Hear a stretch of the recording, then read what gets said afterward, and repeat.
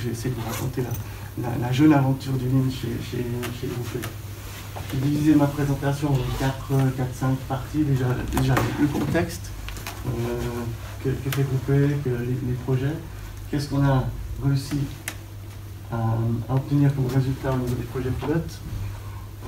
Qu'est-ce que pourrait être le Lean pour Groupé, parce que vous allez comprendre que c'est une démarche qui est toute neuve, qui n'a pas encore la validation de la direction pour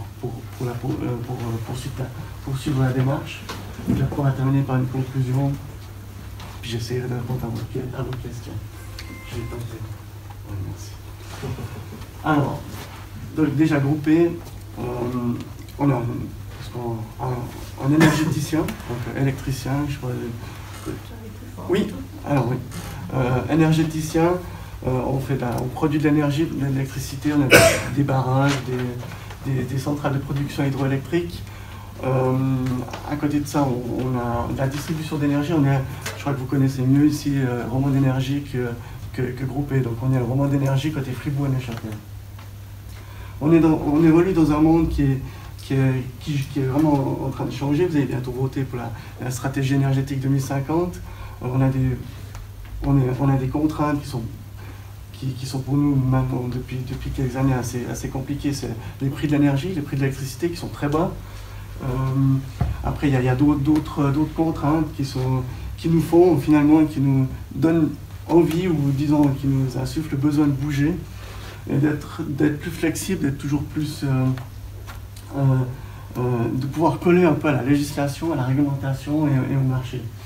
Du coup, depuis une année, on a développé, on s'est intéressé au Lean. Alors, on a commencé à peu près avril 2016 par une formation. Il y a une dizaine de collaborateurs en interne qui se sont formés, dont la formation Lean Service à l'ARIAC. Et ensuite, on a lancé 2 projets pilotes. Un projet pilote à la distribution énergie, où là, on avait plus une approche, dire qu'est-ce que pourrait apporter le Lean au niveau des chantiers, chantiers de construction, des choses comme ça.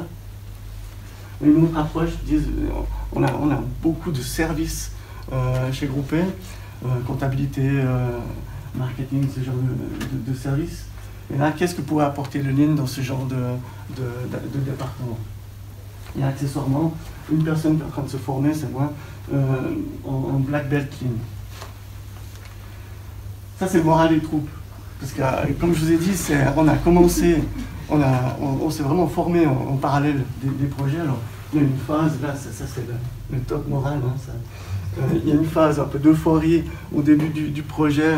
Le Lean Management, qu'est-ce que c'est? C'est une nouvelle technique, du coup, tout feu, tout flamme. C'est-à-dire, les 10 personnes qui étaient touchées là, c'était un grand enthousiasme pour le Lean de manière générale. Après, on a commencé les projets pilotes, où là, on a commencé à réaliser finalement l'ampleur. Le Lean, j'en parlerai après, c'est pas qu'une boîte à outils, c'est tout un système de changement d'habitude, de culture à changer, avec des hauts et des bas. Mais là, je vous rassure, donc on termine maintenant les projets pilotes, on a le moral pour attaquer la suite. Voilà. Aussi, une chose qui est importante, c'est d'ici fin mars, tout début avril, le but c'est de présenter les résultats des projets pilotes à la direction et de dire, la direction dira ok, on poursuit ou on ne poursuit pas. Donc aujourd'hui, on est dans une phase de test, quoi. Puis l'idée c'est, j'espère, qu'on va réussir à vendre le déploiement et une transformation Lean pour l'entreprise en général. Voilà, une chose qu'on a compris rapidement, enfin, on a vu aussi au niveau de l'hôpital, l'intelligence collective, mettre tous les acteurs d'un processus autour de la table et de jouer finalement le processus. C'est ce qu'on a fait sur les deux projets pilotes, où on va mettre des post-it, des idées, essayer de trouver des irritants ou des choses qui posent problème aux équipes. Déjà rien que ça, c'est culturellement pour nous, c'est déjà quelque chose qui est complètement révolutionnaire. On n'a pas du tout cet état d'esprit-là. Donc rien que ça, c'était déjà un premier point qui était très important pour nous. Ensuite, là, je vais juste sur ce schéma un peu vous raconter un peu la démarche qu'on a utilisée pour faire ces cartes de chaîne de valeur. Donc, toujours, tout ce qui a été fait dans ce projet, tous les outils qu'on a utilisés ont été utilisés de manière collective. C'est vraiment, ça n'a jamais été fait chacun pour soi dans son coin. Alors, la première chose qu'on a fait, c'est de dire, ok, c'est quoi aujourd'hui, comment est-ce qu'on travaille? Quelle est la situation actuelle du processus qu'on va analyser? Le plus facile, alors, clairement, on est ISO 9000, hein, je veux dire, c'est les processus à l'origine, les gens qui ont fait ça, ils cherchaient à simplifier les choses. Donc, les différentes étapes du processus, ça n'a pas été quelque chose de très difficile, mais par contre, c'est quand même, on n'a pas été chercher les schémas ISO, hein. C'est des schémas qui ont été décrits de façon collective avec tous les acteurs du processus. Puis ensuite, on a une couche qui se rajoute, c'est la couche d'échange d'informations, où là, ça se complique. Ça se complique, c'est là qu'on voit qu'il y a des choses qui se font à double, des outils qui commencent à... On a un ERP au centre SAP, on a des acteurs qui commencent à développer leurs petits outils Excel pour pallier aux différentes... disons, pour répondre à leurs propres besoins. On remarque que les fichiers Excel sont souvent les mêmes entre 2 ou 3 collaborateurs différents. Et là, c'est là que finalement les choses se gâtent. Ensuite, au niveau de la VSM, il y a une notion de temps. Il y a une notion de temps et de valeur ajoutée et non valeur ajoutée. Donc l'idée, c'est pour chaque étape de dire combien de temps on passe à attendre, encore une fois, combien de temps on passe à attendre, combien de temps on passe à amener vraiment de la valeur au client du processus ou pas. Déjà rien que cette réflexion au niveau du temps, rien que le fait de trier la notion de valeur ajoutée et non valeur ajoutée, déjà là, on change aussi les mentalités, on doit partir du principe, finalement, qu'est-ce que le client serait prêt à payer? S'il savait tout ce qui se passe dans le processus, qu'est-ce qu'il vraiment serait d'accord de payer? Donc déjà ça, c'est au niveau de la culture, c'est quelque chose c'est une évolution. Il y a aussi, ce qu'il faut voir, c'est qu'un des projets pilotes, c'est fait dans un monde où la distribution de l'énergie, on est dans un monde de monopole, quoi. Donc cette réflexion de valeur client, c'est tout relatif, hein. J'y reviendrai après. Ensuite, quand on a dessiné la situation actuelle, on se dit qu'est-ce qu'on peut améliorer, toujours de manière collective et collégiale. Et ensuite, on fait une vision relativement long terme, là, ça dépend des projets, mais 1 année ou voire 3 ans. Qu'est-ce qu'on aimerait améliorer et quel plan d'action? Avec toujours dans l'idée de raccourcir le lead time, le temps de passage du service ou du produit. Et on s'est vraiment focalisé sur les temps à non valeur ajoutée. L'idée, c'est de raccourcir les temps à non valeur ajoutée. Le but de cette méthodologie, c'est de répondre à la satisfaction du client, faire en sorte qu'il soit satisfait. Et en plus, c'est vraiment... on voit ça vraiment comme un changement culturel, dans le sens où on doit passer d'une simple acceptation de changement à carrément un ancrage. Ça doit devenir la remise en cause permanente qui est vraiment poussée par le lean, ça doit devenir quelque chose de naturel. Et ça, c'est quelque chose, aujourd'hui, on n'est pas du tout là. On utilise ces outils. On va utiliser, j'espère, encore longtemps ces outils dans cet état d'esprit-là, c'est de changement culturel. Voilà. Maintenant, si je reviens au projet pilote, alors, 2 projets pilotes.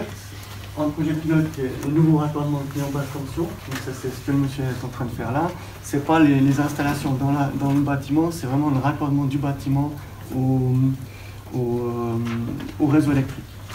Et un autre qui est mise en service des immobilisations. Ça, là, on est dans le département de comptabilité. Voilà. Concernant le raccordement basse tension, la première chose qu'on a faite, c'est de dire sur quoi on se focalise. En rapport il y a des raccordements typiques monophasiques qu'on fait peut-être une fois par année, on va pas aller chercher à améliorer le processus. Donc on a fait une analyse ABC statistique toute bête, hein, c'est du Pareto.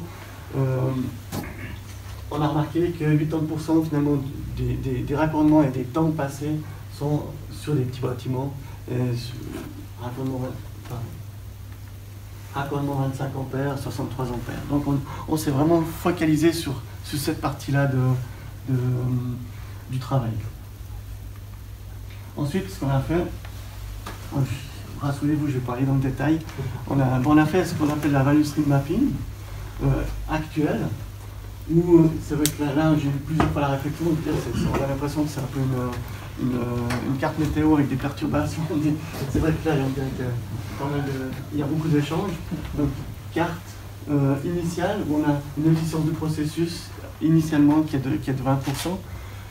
Cette efficience, c'est le ratio simplement entre la valeur ajoutée et la non-valeur ajoutée. Ensuite, on a, de manière collégiale encore, je le répète toujours parce que c'est le moteur c'est vraiment le moteur du système, c'est de dire qu'est-ce qu'on peut améliorer sur ces processus. On a fait, du coup, on a découvert des quick wins, des gains rapides, faciles à mettre en place, qui sont mis en place. Alors le gain, il n'est pas énorme, hein. On est passé de 20 à 24%. Ça aussi, on en parlera un peu après. Et on s'est accordé sur une image cible du processus. Alors, il y avait, dans les quick wins, il y avait des choses qui étaient toutes bêtes à mettre en place, plutôt que d'envoyer... Je vais en parler là, peut-être. Ouais, je en parlerai après, désolé. On a également fait, à côté de la value stream mapping, ça c'est, vu que j'étais vraiment au tout début de la démarche et je ne savais pas trop exactement ce que c'était tous ces outils, moi j'allais faire a priori une analyse de flux pour m'aguerrir un petit peu avant de faire la value stream mapping en disant avec tout le monde. Une analyse de flux qui se fait beaucoup dans les services, hein. Des fois, c'est toujours la question, est-ce qu'on fait une value stream mapping, est-ce qu'on fait une analyse de flux? Là, ce que vous voyez, c'est les acteurs, les différents acteurs, puis les ping-pong finalement entre les différents services. Ce qui est en rouge, c'est non-valeur ajoutée, ce qui est en vert, c'est valeur ajoutée, ce qui est en orange, c'est de la non-valeur ajoutée obligatoire, réglementaire, des choses comme ça. On a été aussi un poil plus loin. Là, on a fait un focus sur la partie chantier, qui est une analyse de déroulement, toujours dans le même état d'esprit. Là, vous allez plus dans le ça se fait un peu, vous suivez la personne, puis voilà, elle fait ça, vous listez les tâches, et vous les classez en valeur ajoutée, non valeur ajoutée. Vous pouvez aller un peu plus loin en disant c'est du transport, c'est du contrôle, c'est des attentes. Voilà. Il y a certains s'arrêtent à une analyse rouge-verte, comme ils appellent ça. Donc valeur ajoutée, non valeur ajoutée. Nous, on est un peu plus loin. Voilà. En résumé, sur ce processus, comme je l'ai dit, pas mal de ping-pong entre les différents acteurs. La première chose qu'on a fait, donc l'idée c'était vraiment de fluidifier le processus. Au même titre qu'on reconnaissait de fluidifier un processus de production, là on était vraiment dans du service. Il y avait une première chose toute bête, c'est on envoie pour informer le client qui devra se raccorder au réseau électrique, ou enfin, s'il veut se raccorder au réseau électrique, il devra passer au travers d'une procédure. On envoyait une lettre signée. Puis c'était quelque chose d'historique, il n'y a pas d'obligation réglementaire ou quoi que ce soit. Une lettre signée qui passait chez le technicien, qui ensuite qui était imprimée par la secrétaire, ensuite qui était signée par le chef. Bref, un processus un peu abracadabrant. Maintenant c'est simplement un mail qui part, c'est tout, quoi. On gagne une soixantaine d'heures qui sont gagnées par an juste pour ça, parce qu'au niveau volume, c'est pas mal de volume. On a 4 régions, donc on pourrait faire ça x4, parce que ça va être passé dans les autres régions aussi. Et là, il y a un effet de bord aussi qui est intéressant, c'est que quand on envoyait un courrier, moi quand je reçois un courrier au travail, des fois il reste sur le bureau, puis voilà. Par contre, quand j'ai un mail devant moi, dans ma boîte mail, il m'embête chaque minute, donc j'essaye de le traiter. Donc on a un temps de passage, un temps de traitement chez le client qui est beaucoup plus rapide. Ensuite, il y a toute une notion de ping-pong pour monter le dossier client. Est-ce que dans la maison qui va être construite, est-ce qu'il y aura une installation photovoltaïque? Est-ce qu'il y aura une pompe à chaleur? Et tout ça, c'est au début du projet, on ne le sait pas. Et du coup, c'est beaucoup de téléphones, beaucoup de courriers, beaucoup de mails. Et l'idée maintenant, là, c'est d'arriver à une plateforme. S'il y a des gens de Romande d'énergie, je sais qu'ils l'ont déjà. Il y a une plateforme où on pourrait monter. Finalement, le dossier client, il se monte, on fera un workflow sur Internet, et là, nous, on gagnerait a priori à peu près 1500 heures par année sur le groupe. C'est vraiment du ping-pong. 1500 heures, c'est 1 heure par dossier. Voilà, un peu l'idée de ce qu'on a fait au niveau des raccordements basse tension. Ensuite, là, dans tout autre domaine, là, on est dans le domaine de la comptabilité. Là aussi, finalement, on a fait exactement la même démarche. Une analyse ABC, on parle d'OI, donc d'ordre d'investissement. Donc chaque fois qu'on va construire une station basse tension, enfin une station, ce que vous voyez, les stations dans vos quartiers de distribution d'énergie, il y a un chef de projet qui est désigné. Lui, il va ouvrir dans SAP, il va faire une demande d'ouverture d'un ordre d'investissement pour qu'il puisse facturer, pour qu'il puisse mettre des heures dessus. Et après il y a la vie du projet la station qui va se construire. Puis il y aura des moments où la comptabilité, elle aura besoin d'avoir une clôture technique. Typiquement, dès qu'il y a la clôture technique, on va pouvoir amortir la station. Enfin bref, il y a des étapes comptables qui sont importantes. Du coup, biostream mapping. Et c'est là qu'on voit, on n'a pas inventé la roue, hein, c'est ce que je vous montrais, c'est du typique démarche standard. Hein. Alors ça fait rire, c'est ça qui fait rire, oui, excusez-moi. Oui, ça, la première fois que j'ai présenté ça, c'est vrai que j'ai failli voilà, c'était chaud. Mais en fait, on arrive à des résultats d'efficience comme ça, parce qu'on a des tâches qui sont très rapides dans SAP. Mais par contre, des temps d'attente qui sont hyper longs, des contrôles qui sont très longs. Typiquement, le chef de projet, il fait une demande d'ouverture d'ordre, puis en fait, ils ne le font jamais à l'avance. Ils le font toujours à la dernière minute, quand ils vont, il faut que je commande du matériel, il faut que je mette des heures. Et il y a un contrôle de la comptabilité qui est fait pour être sûr que l'ordre d'investissement il est correct, il est correctement ouvert, puis après il faut, donc déjà là, il y a un temps d'attente qui est important, puis après il y a toujours des temps d'attente où disons la comptabilité est sans arrêt en train d'aller chercher, là on parle de 800 ordres, donc de 800 projets à peu près, hein. Sans arrêt en train d'aller courir après les chefs de projet, où est-ce que tu en es au niveau du projet, est-ce que ta station est mise en service, est-ce qu'on peut faire une clôture technique. Voilà, c'est infernal. Du coup, on a mis tout le monde autour de la table. Déjà, la première vertu, c'est que les chefs de projet, ils savent pourquoi ils doivent faire une clôture technique. Parce que pour eux, la clôture technique et la clôture finale, c'était du kiff. Hein. On attend que la dernière facture du paysagiste, ou ça dépend de quel projet, avant de faire une clôture technique, c'est pas du tout ce que la comptabilité veut ou a besoin. Donc déjà, rien que le fait de discuter, que tous les mêmes acteurs, discutent entre eux, c'est déjà une grosse valeur ajoutée. Et après, on remarque aussi qu'on a un système central SAP. Les chefs de projet, eux, ils ont leur propre système qui s'appelle Okapi chez nous. C'est un système interne. Ils vont aller dans les deux systèmes, rentrer les mêmes données. Donc là déjà, en faisant une interface entre ces deux systèmes, on va pouvoir améliorer pas mal les choses. Et en plus, ils vont mettre des petits statuts dans le CAPI, dire en service. Du coup, du moment qu'on a une interface, il y a pratiquement le processus qui peut presque se faire automatiquement. D'où une efficience du processus final. Ça, je vous parle de la roadmap, elle va se dérouler sur une année, quoi, plus ou moins. On arrive à un processus final avec une efficience de 50%. Bon, là, c'était du pain béni sur le... Mais aussi une chose qui est importante, c'est quand on voit ça, aller travailler sur ces 2% d'efficience-là, aller travailler sur la valeur ajoutée, c'est vraiment pas là qu'on doit mettre le focus. Le focus, on le met là. Ça, c'est vraiment quelque chose qu'on a aussi appris en cours de route. Voilà, là aussi, pour préparer la value stream mapping, j'avais fait une analyse de flux.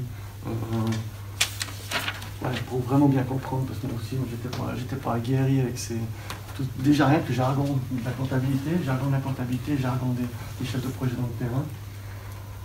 Voilà, en résumé, le contrôle que faisait la comptabilité sur ces ordres d'investissement, précisément des stations où on en fait 800 par année, donc il n'y a pas de valeur ajoutée, mais finalement les chefs de projet, ils font le copier-coller du formulaire de la station d'avant pour la suivante, donc il n'y a pas d'erreur.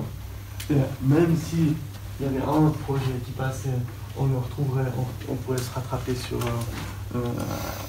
à la fin du processus.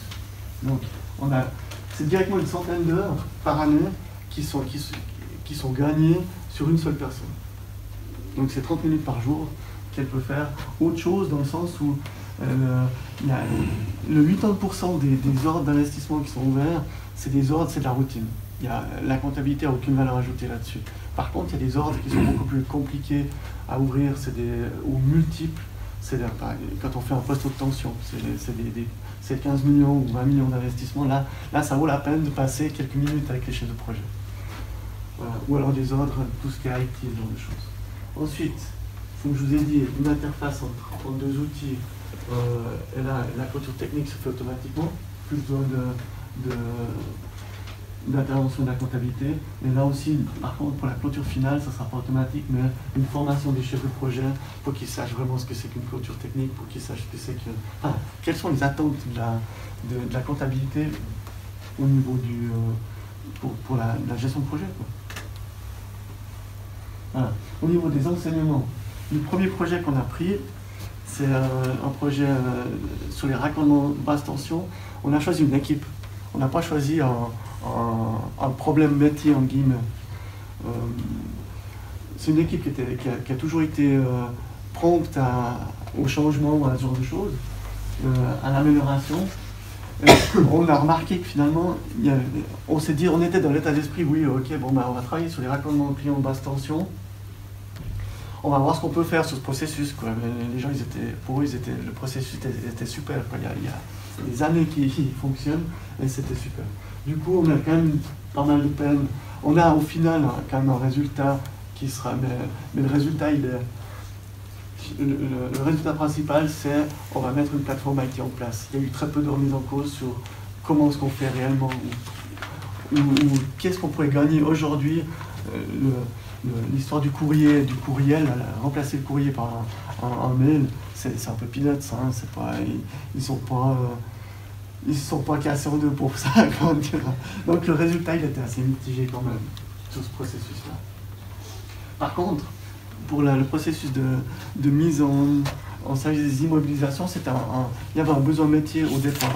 Il y avait un irritant, c'est que la comptabilité, on avait marre de courir après les chefs de projet. Pour eux, il y avait vraiment quelque chose à améliorer. Donc ça faisait partie des objectifs de la comptabilité, d'améliorer ce processus. Du coup là, on a vu, hein, le résultat il est excellent, puis c'est du pain béni pour des projets pilote ligne. C'est un petit processus, on a aussi choisi des processus qui étaient relativement simples, hein, pour se faire un peu des dents. Une autre erreur qu'on a faite, c'est que les deux projets pilotes, c'est moi qui les ai tirés en avant. Et là, il n'y avait pas eu du tout d'adhésion des métiers. Enfin, pas du tout. Quand on parlait de formation et tout ça, mais quand il faut commencer à remettre en cause les choses, à faire des séances, de la gestion de projet, là on a un réel problème, c'est qu'ils mettent beaucoup d'énergie pour faire avancer les choses. Donc, les propriétaires du processus doivent être les chefs de projet. Ça, c'est inéluctable. Puis moi, j'aurais dû me positionner comme un coach ou un garant de la méthodologie. On a beaucoup parlé de Princesse et de Dragon pendant ces deux projets lignes, parce que les deux nous ont manqué, dans le sens où, comme je vous ai dit, on est une partie dans le monde de monopole, ce qui fait que qu'est-ce qu'on veut changer. Donc on a toujours cherché un peu soit un dragon qui faisait peur, qui fait que les gens ont envie de changer, soit une princesse qui donne envie de changer. Puis voilà, ça a été des grosses discussions, puis à la fin, ça sera peut-être à discuter, mais l'idée c'est vraiment que la direction fixe des objectifs d'économie ou des choses comme ça à voir. Aujourd'hui on les a pas. Par contre, au niveau de la philosophie du Lean, la boîte à outils, là il y a eu un engouement qui était vraiment important, dans le sens où, déjà, on a vu l'efficience de cette méthodologie, et en plus, c'est vraiment quelque chose qui est très cohérent, qui amène beaucoup de choses, quoi, en général. Et le mode collaboratif du Lean, c'est peut-être ce qui nous a le plus apporté, le fait de faire les choses ensemble. C'est un des 3 piliers du Lean. Ça, je vous mets cette slide, elle tombe un peu bizarre, je suis conscient, mais on m'a tellement posé la question que je dis, à la fin j'en ai fait un slide. C'est quoi la différence entre le Lean Management et le Process Management? Moi, on posait toujours la question Process Reengineering. On veut faire du Process Reengineering. Voilà. Alors les buts sont les mêmes, hein. Les buts primaires, c'est d'améliorer les processus, sauf, alors ça c'est ma compréhension, sauf que le re-engineering du processus, finalement on jette tout, puis on recommence, on fait un benchmark avec les meilleures pratiques de la branche, on nomme un groupe d'experts et on révolutionne. C'est plus une révolution. Par contre, le Lean, c'est plus une évolution dans le sens où on met les acteurs du processus, on étudie l'existant finalement, pourquoi on a fait ça jusqu'à maintenant. Et moi, personnellement, je ne vois pas d'incompatibilité entre ces deux méthodes de faire, sauf que je pars du principe quand même qu'avant de mettre à la poubelle tout ce qu'on a fait, c'est qu'on réfléchit aussi pourquoi on l'a fait, donc on fait quand même une VSM initiale, puis après si on décide de tout mettre à la poubelle, ben on le fait. Voilà, voilà. Pour grouper le Lean Management, qu'est-ce que ça pourrait être? On représente souvent le Lean comme on parle du temple Lean, hein, moi je l'ai représenté plus sous une forme de maison. Alors, on a un but, on veut être un énergéticien de référence et de confiance. Pour moi, là c'est deux fois par d'excellence opérationnelle, on va être le premier choix pour nos clients.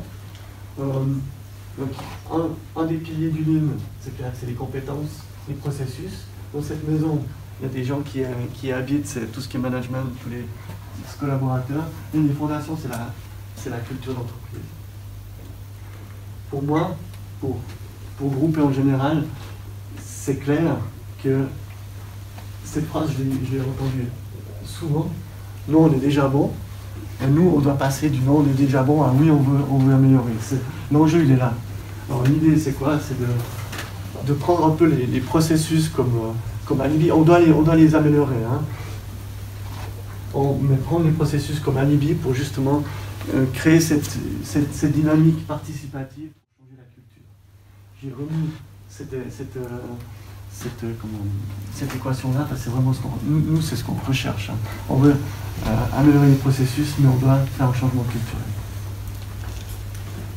On avait fait, c'est pas dans le projet Lean, on avait fait un sondage au niveau de la culture d'entreprise. C'est un modèle qui est assez connu, le modèle Okai, où on a les 4, un peu l'esprit de famille, la flexibilité, l'adocratie, l'orientation marché, puis tout ce qui est hiérarchique. Sans surprise, on a une forte tendance hiérarchique, pas mal planique aussi, mais très peu orienté marché, très peu orienté flexibilité. Pour nous, le Lean, c'est clairement de rééquilibrer ce cadre-là. C'est un rééquilibrage, on ne veut pas faire une révolution, c'est un rééquilibrage. Finalement, c'est cette remise en cause permanente qui doit commencer à naître chez Groupé. On avait fait des efforts assez importants d'économie depuis 2012. L'idée, c'est bien sûr, c'est de faire en sorte que ça ne périclite pas, que tous ces efforts perdurent. Finalement, le lean, pour nous, c'est aussi un peu la cale qu'on met pour éviter de retomber dans les travers un peu de dépenses un peu pas optimales. Voilà, en conclusion, alors, je vous ai dit assez suffisamment de fois, le mode participatif, pour nous, l'idée, c'est d'augmenter un peu la remise en cause de l'actuel, de l'existant. La méthodologie, donc la VSM ou les analyses de flux, les analyses de déroulement, sont des outils qui vraiment permettent, nous ont démontré qu'on arrive vraiment à trouver des gisements d'amélioration. Un des gros enseignements encore, c'est les métiers, c'est eux qui doivent porter la démarche. Après, à côté de ça, il y a des garants ou des coachs lean. Puis alors, pour moi, la prochaine étape, c'est de faire valider finalement, de présenter ces projets, le résultat des projets en direction, et de faire valider la suite. Alors là, ça serait vraiment une transformation lean pour toute l'entreprise. Je crois que j'ai terminé. Voilà.